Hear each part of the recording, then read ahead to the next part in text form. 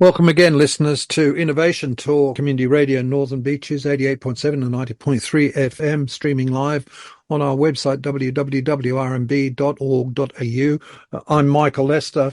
We've spoken before about the potentially transformative technology of fifth generation wireless mobile cellular technology, 5G, and we're in the course in Australia of, or maybe we're reasonably well advanced in the rollout of 5G, invoking concepts of the Internet of Things, new approaches to manufacturing, transforming cities, cars, and our lives. Paul Budde, we've spoken to Paul many times before. Paul is an international specialist consultant in communications and telecommunications. He's the principal of his own firm, Paul Budde Consulting, and he's a very prolific media commentator on these issues. And more broadly, his field is strategic planning and innovation for the digital economy and its impacts. Once again, thanks, Paul, for joining.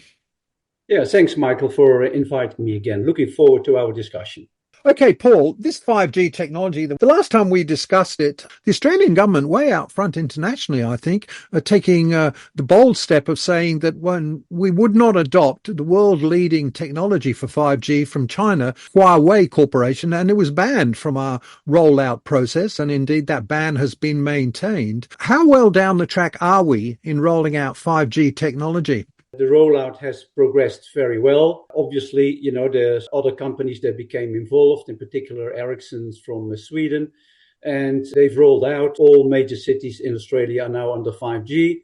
It's slowly also rolled out in regional areas. That's always, of course, a problem because, the spaces are so large and the 5G signal is more focused and smaller than the 4G. So, it's more costly to do it. So we always have a problem in regional areas, and all the cities have basically now 5G. The last, say, 1 or 2 years, people that have bought their new mobile phones, upgraded their phones, they all will have 5G. They might not have noticed it, but most of them will be on 5G. Can it in any sense be sense that we paid any sort of price for not being able to go with what was clearly then, and I understand still possibly, the world-leading technology from Huawei and having to adopt other technology? Has it affected the pace at which we're able to do things, or the quality, the speed and the price of what we are doing? Not really, Michael. It's the other companies involved, as I mentioned, Ericsson's, they are renowned for their quality and their products and services. The difference between Huawei and the others were that Huawei was always, let's say a year ahead of the rest, and they were cheaper. Yeah. So, you definitely have a situation where the cost might have been higher now than when they would have been if Huawei was able to continue. So yes, the cost issue might be in a situation that it has affected further rollout over the last couple of years. The quality and the innovation, Ericsson's and others are catching up very rapidly, have been catching up very rapidly, and there's no huge difference anymore in that respect. That like so many things these days, there seemed to be a big race on, in this case, for adopting and moving to fifth generation wireless modular cellular technology to move us into the digital economy and all its potential benefits. But why did it become, and is it still or not, a technology that has geopolitical sensitivities? Everything in telecommunications nowadays is sensitive because, it's such an interconnected system worldwide, whatever way you look at communications or telecommunications. And therefore, anything what has to do with telecommunications have become even far more difficult on an international scale together than it was a couple of years ago when we talked about the Huawei issue. So situations have gone worse in that respect. We trust each other less in that respect, which is a disaster for telecommunications because it's such an interconnected global phenomenon. And we rely on each other, and we've always relied on each other for hundreds of years, and it worked. And it's really a pity. It's very sad to see what's happening now with these geopolitical issues. And, China certainly is to blame for some of this because we know that lots of hackers and lots of cyber crime comes from China, and China denies every single time when we complain. So they don't take that serious. And it looks like that they therefore give support to the people in China, either directly organized through the Chinese government or otherwise, that they allow these people to hack in and things like that. So, the trust with China in relation to this is less and less, and that's not good for telecommunications because We are so global, we are so interconnected, and it's a real pity. But, we found ways around it, but I'm not saying that that's a good solution. It is interesting to see that these communication technologies these days are listed very explicitly now, even in Australia through ASPI, on its critical technology list. And I think that 5G and 6G technology is explicitly listed as 13th in the rank under a heading of all advanced radio frequency communication systems and bearing on AI and computers. So this is really having an impact, is it, on what we can and can't do, or is it not? Yes, we can't stop it. It's happening. We human beings, we are innovative. We use tools from the Stone Age onwards, and we are improving all the time. So, the technology is unstoppable. But the trouble is that nowadays, when, if you look in the past, the innovations happened, but they were much slower to implement. But now you see, let's say, take AI. 2 years ago, it didn't exist. Now everybody is using AI in one way or another. So you see the enormous impact that new technology have in a very short period of time. And we as human beings simply don't have the time to get adjusted, to sort out exactly what it all means, what the negatives and the positives are, have proper legislation and regulations in place. We just have not the time to do all of that. And that is, of course, what makes it really problematic, because that if we, without proper laws, proper regulations, proper international agreements and things like that, we then have the risk that criminal people and people, take the Russians or the Chinese, they have political reasons to utilize this technology to undermine elections. Look at how Trump is using Twitter, X, it's just shocking how the misinformation that is getting via Twitter, X, and Elon Musk, loves Trump, and you see the enormous impact, that this technology in private hands, Twitter, is now totally used by persons like Trump to spout misinformation everywhere. So, that's the risk that we have with all these new technology. And we will only see more and more regulations and legislation coming in. What worries me, for example, Australia is then saying, we're trying to get the world best cybersecurity. For heaven's sake, work together and get together the world best, Each individual country on its own can't do the job. You have to work together. And we need far more global cooperation to handle these issues, and not that each country on its own try to implement the best cybersecurity in the world. That's not how it's going to work. We need to work together on issues like that. In terms of working together, these technologies are very much included, aren't they, under the AUKUS agreement, so-called Pillar 2 type agreements, which are presumably about working with a group of companies together in the way you've suggested. Is this the right way for us to be going to realise the full potential, is it? Yeah, definitely. But, obviously, AUKUS is a bit elitist. Yeah, we need more cooperation. In my opinion, for example, the European Union should be involved. We should have, call it all the Western economies or the democratic countries in the world. They should all work together in a situation like that. And AUKUS, of course, started off with military sort of activities rather than communication as such. Communication is an add-on to the military, undersea submarines, etc. But hopefully from there on, we start working much closer together with, as I mentioned, the European Union, with NATO, these international bodies. We need to work together more and more and more, to face the realities of this geopolitical problem, that we see all around us. Our guest here on Community Radio Northern Beaches Innovation Talk is Paul Budde, international strategist, policy advisor and analyst in communications, telecommunications and digital economy transformation, joining us on the line from Brisbane. Paul, these broadband technologies, of which 5G mobile cellular networks is an important part, when we were talking about the rollout of NBN, which is an issue in itself these days, we basically went down what was called a multi-technology mix, but it was all primarily about line technology, whether it was fiber optic or whether even we were going to use satellites and some radio. But one of the discussions we had was that 5G might actually, as mobile cellular technology, in some senses, not only undermine, but in some senses act as a potential replacement for broadband fixed networks. To what extent has that development and rollout of 5G been having that sort of impact? No effect whatsoever, Michael, because the situation with mobile is it uses radio frequencies and radio frequencies is limited. You cannot have all the things that we do on the NBN. We could not do that on a mobile network, because simply the capacity that's needed, for example, Netflix and all these sort of things. If everybody would start using that on a 5G network, the network would collapse, or you would have to pay hundreds of dollars a month for your 5G connection. So we knew that from the start. So that's never ever going to happen, that mobile technology is going to undermine the fixed network.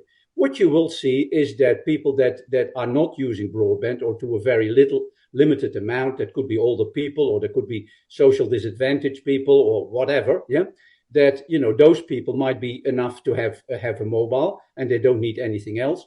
But if you are in the other 70 or 80% of the Australian population, then you've got families, you've got kids studying and looking at movies, and people have all sorts of professional use of telecommunications, working from home, and looking up things and shopping and God knows whatever. You would never ever be able to do that all on the mobile network. So the fixed network is there to stay. The mobile network is very specific when you're outside, when you're on the road, when you're somewhere else. That's when you use mobile. But when you're at home and you do the majority of your broadband use, like in the evening, you looking at entertainment or working from home or things like that, you absolutely need the fixed network. And the big change, of course, was that the coalition took over from Labour, said that it's not necessary to have fiber optic networks. Just before the current government came in, also they capitulated and they indicated, yes, we need fiber optic networks. So the coalition and the Labour and the current government both agree on the rollout of fiber. So all of the old technology that the previous government installed is now being upgraded to the original one that we decided in 2005, 2009, that it should be a fiber connection. So, everybody now understands, both the coalition and the current government, that fiber is the way to go. And that's what's happening now. And that's, of course, also increasing further the cost of the NBN. Yeah. After some $50 billion of taxpayer investment in this mixed technology broadband system, I believe we still rank about 60th in the world in terms of speeds and accessibility for our NBN. And yet now, too, you've been writing this very day, I think, in Pearls and Irritation, an article about issue that's on the table in Canberra about privatisation or non-privatisation of this government-owned utility, NBN. What is the bottom line story there in the NBN at this point? I think you have to look at the broader telecommunications market, Michael, for that. And what we see is that we are reaching something like peak telecom. We now have 5G, we've got broadband, most people now get 50 gigabits. And I think the sweet spot is between 50 and 100 megabits, let me be clear there. And then, so that's the sweet spot. It doesn't look like that in the foreseeable future we need more. The current NBN can deliver that. 5G, 4G was already good enough for us. Nobody really wanted 5G. We're not paying more for 5G. We just get 5G because it's more efficient for the operators to use it. Yeah. So, it's not that with 5G, suddenly the telecom industry got 10, 20% more revenue out of telecommunication. No, it's not happening. It's peak telecom. This is what we are paying, for 5G or for mobile or for broadband. And there's no indication that for 6G, we suddenly are going to pay more money, or for a gig, we're going to pay more money. So that's not going to happen. So we're sitting in a situation with the telecommunications market, and particularly the traditional telcos like Telstra, they're struggling to stay profitable. The only way for them to stay profitable is cut costs. Yeah, they're not getting any new revenue. They make enormous investments, and they're not really getting the return on the investment anymore, because once again, 5G simply replaces 4G. Nothing else is happening. Now trying to sell the NBN would be a financial disaster. Nobody would pay $50 billion for the NBN. On top of that, we've got all this cybersecurity issue. We don't want China involved or any other foreign company. There will be massive regulations around a privatization. So you might get 20 billion instead of 50 billion if you get that. Yeah, and that would be a political disaster. Yeah, if you say sorry, we have to write down $30 billion taxpayers. Yeah. So, that's the problem the politicians are facing, and particularly Labour in this situation are facing. Yeah, said, we can't privatize. So, let's keep it in government hands, push the whole thing forward another 4 or 10 years and see what's happening at that point in time. I find this commercial market situation from a distance and as an observer a little perplexing and almost paradoxical, particularly, say, from a 5G perspective, because of not least of some of the things that you're saying, that 5G hasn't done much, people don't want to pay much more, it's not adding much value. And yet we have talked, and people still do. I believe a recent report from should I cite a global consultancy, PricewaterhouseCoopers, on 5G transformation and opportunity, which makes the case that Australia is a world-leading 5G ecosystem with huge potential to unlock billions of dollars of new productivity and value-ended enterprises and activities, and that we've got to seize this opportunity and make the investments. And yet it seems from what you're saying that there doesn't seem to be any money in all this. I'm sorry, have I misunderstood something here? I can understand the confusion, and lots of people will be confused about that, Michael. But the reality is that the industry, the telecommunications industry, and its supporters, like companies like PricewaterhouseCoopers, who get an enormous amount of money from telco work for the telcos and for the government, they hype up the technology. They hype it up. But let's look at the reality. I will ask your listeners, has anybody paying more for 5G than they did for 4G, or they just simply changed over and paid the same price? Is anybody using IoT? Yes, there is some IoT. There are some new technologies new applications, that are used on 5G, but it's not enough to cover the enormous investment of billions and billions of dollars to upgrade 4G to 5G. So the return on the investment that the telcos are making is getting slimmer and slimmer and slimmer. And that's a huge problem going forward, because who's going to pay for that? All the money that's earned in this new digital economy, all the money, all the extra profits are all going to the Googles, to the Twitters, to the Facebooks, to the Amazons, to the Ubers, all of these, that are the companies that are making massive profits, are enormous rich. They are on top of the telecommunications network, and they are making the money. The telcos themselves are no longer the profitable or the very profitable organizations they were, let's say, 10, 20 years ago. So it's a massive change in the whole telecommunications market that's happening. And that's a problem going forward, because at a certain stage, we have to find out who is going to pay for the next upgrade of the infrastructure. So that's also one of the reasons why it makes sense for the government to keep the NBN in own hands, in public hands, because then you are far more in control of your infrastructure, which is critical for your economy, which is critical for our society, So it's no longer necessary, it's not, the main issue is not, can I make profit from telecommunications? No, if you look what's built on telecommunications, that's our whole economy. That's where we make the money. We're not making money for selling broadband or mobile. As a country, we are making money for the enormous productivity and all the extra possibilities that the telecommunications infrastructure, offers. It's like electricity, it's like water, it's like gas. We absolutely need it, but it's a basic infrastructure, and therefore, it doesn't make the profit that happened 10 or 15 years ago. It's not important, because the profits is for the national economy, is for our national society, for healthcare, education, social services. That's where we are gaining from this infrastructure, the digital economy, the digital society. So is this the explanation why this seems, again, to me, a rather anomalous situation in this whole space with investment and take-up, that compared to our general broadband and NBN, our take-up as a country and our investment in 5G infrastructure, wireless and whatever, seems to have been quite substantial. We rank, I believe, somewhere in the top 3 or 4 or 5 of countries globally in the penetration and coverage of population with our 5G system. Number 3, in NBN type issues and other broadband issues and whatever, we're ranking down in 50 and 60 in the world. Is this something we can take as a good positive sign that we're doing something right here with this 5G technology? Yeah, you have to look at the Australian situation. So what happened with the NBN?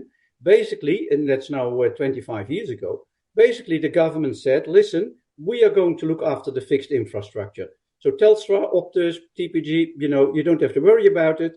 We're going to put the NBN there. You can all use the NBN. Yeah, the NBN is pure wholesale infrastructure. They're not going to sell directly to customers. You can do that. You can build your services on top of the NBN. So they didn't have to invest in infrastructure and in fixed infrastructure anymore.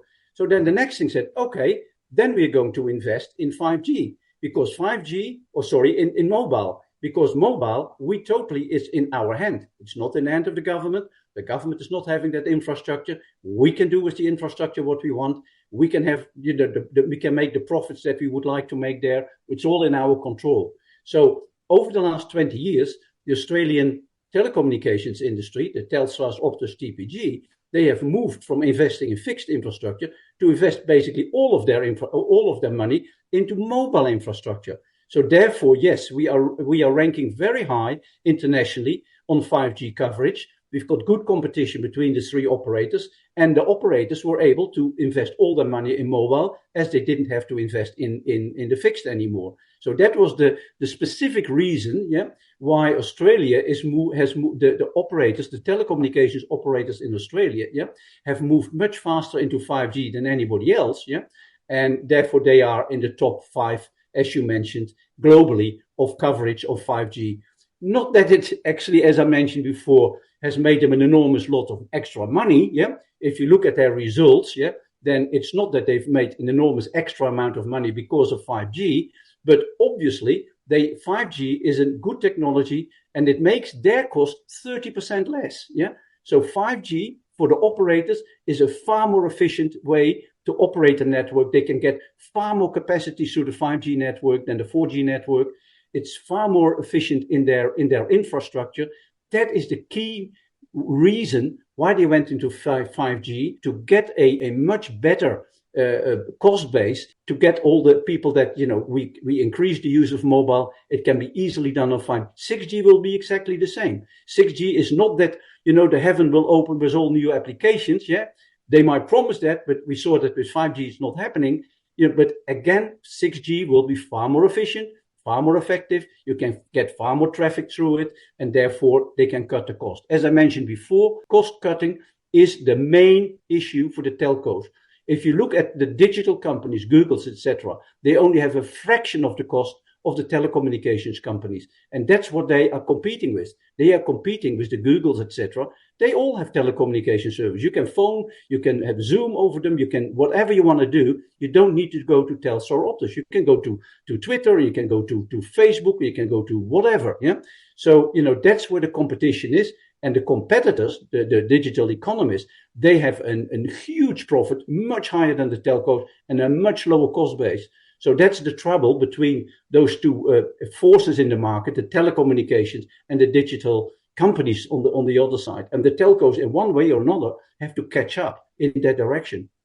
Our guest on Community Voices Radio Northern Beaches on our program Innovation Talk is Paul Budde, a global leading consultant based in Australia on communications, telecommunications, and has been for many decades, and strategist as well in the transformation and move to a digital economy. With 5G, we seem to be doing pretty well as a country, not only in the coverage, which is apparently almost heading for 100% coverage in this wide brown land, but also in the speeds and rates at which we're doing this, where we're in the top 20 even for the performance and service levels. But one of the striking features, perhaps economically or otherwise, and maybe even financially, is that while we've had rapid household adoption of this technology, industry adoption, where all the promised productivity gains, economic gains for the country and our wealth seem to be really lagging. I believe something like only a third of enterprises are doing anything with 5G. And so all these opportunities that we hear about for 5G value added in healthcare, mining, transport, cities and manufacturing, we seem not to be able to or not being able at the moment anyway, to capitalize. What's going on? I think it's a complex situation, Michael. I think all of the major organizations, companies in Australia, if it's in mining or banking or retail or whatever, they are very advanced in the use of technology in the broader sense. They use all the latest digital technologies. I just went to Norway and the Netherlands and looked at the digital environments there. Yes, they might be slightly advanced in some areas. We are more advanced in other areas. we are not running behind any other country in the world from a business perspective, mining and banking, etc. We are on par with everybody else. So we're using the technology in the way that we need to use it. So, but it's horses for courses. I mean, if we've got an enormous big country, but the interior is nearly empty. Everybody lives on the coast, and on the coast, you've got plenty of opportunities to choose your telecommunications and IT infrastructure and situations to do whatever you need to do as a company. Then you go outside, and then you see the farmers. They are using mobile, or they are using other IoT. Mobile is not the only IoT. There are other IoT technologies that farmers are using. I went to Roma in Queensland, and it's just fascinating to see that each cow basically has an IoT tech in it. So you see, it's absolutely, we are right in front with technology. Wherever I go and travel in Australia, for example, Roma and what have you, you see this advanced use of communication. If you go to libraries in Outback Australia, they all have fantastic equipment. We didn't discuss Starlink. We now have something like 200,000 people on Starlink, on the satellite system in Outback Australia, in remote Australia. So, we are absolutely on the forefront, but it's horses for courses, Mobile fits in together with satellite, together with fixed, etc. And once again, mobile, is expensive in relation to fiber, is expensive in relation to satellite. So, all of these issues play a role when companies are making a decision. What are they going to use? The end result is that Australian companies, Australian organizations are at the forefront. Where we do see some lagging is in the smaller companies, smaller companies, perhaps some mid-sized companies. That's where we still see that, we are lagging in technology advancements, that you see in some of the other countries, particularly Scandinavia, in the northern European countries, etc. But, apart from that, we are absolutely on par with the rest of the world. Well, as I say, it's a perplexing note still for me to end up on, because from what I read elsewhere, a relatively small proportion only of our enterprises are adopting 5G. Michael, we are overhyping and overestimating 5G. 5G is just another technology, and it's not the panacea for all sorts of other things. Definitely not. It was hyped up by the Telstras and the Optuses and by the Ericssons and God knows whatever. Absolutely hyped up. The telecommunications industry is fantastic in hyping up, But in the end, the reality is, that it's not used. And it's not used because Australian companies are dumb. No, because Australian companies are looking at other opportunities, other possibilities, and still, are going to make their own decisions about how they're going to use technology. And as I mentioned, there are other IoT technologies that are heavily used, particularly in farming in remote Australia. And that's not necessarily mobile. Mobile quite often is 10 or 15% or 20% more expensive than other IoT systems. So, and some farmers don't need to have the mobile technology for some of these things. So it's horses for courses. If you have an application where you need mobile and you have to pay more, okay, you go for that. If there's an application where you don't need the sort of quality that mobile offers, and you've got other IoT technologies which are much cheaper, then you use that one. That's how it works in the economy. Thank you very much, Paul Budde, for joining us on Innovation Talk Radio Northern Beaches. Paul Budde, international consultant and strategist on the move and direction through new communication technologies into the digital economy. And thank you, Paul, particularly for demystifying, if I can use that word, what does seem to be an area pretty hard to get a clear insight into, and injecting what seems to be a note of realism into our pathways and opportunities into the benefits of a digital economy. Thank you very much, Paul, for joining us. My pleasure, Michael, and all the best to your listeners.